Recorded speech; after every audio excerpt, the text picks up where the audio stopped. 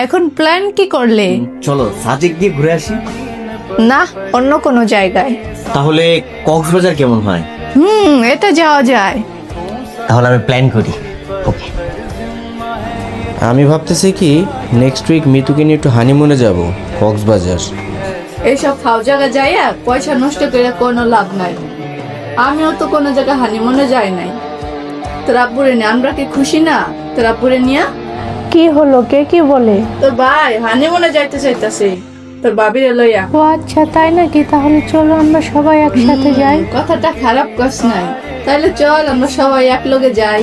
তোর বোনও যাইতে চাইতাছে। না মানে সবাই একসাথে গেলে তো এখন খরচটা অনেক বেশি হয়ে যায়।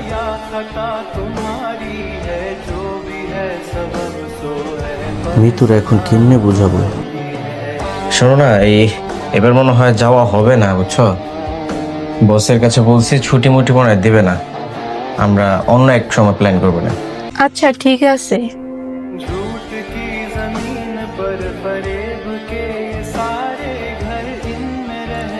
তুই যাওয়াতে ঘরটা একবারে খালি খালি হয়ে গেছে।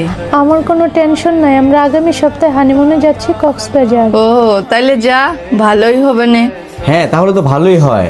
চলো আমরা তাহলে সবাই মিলে একসাথে ঘুরে আসি। তুই পাগল হইছস? ওরা নতুন বিয়ে করছে, ওগুলোকে তোরা যাবি? তোর মাথা মতো কি ঠিক আছে?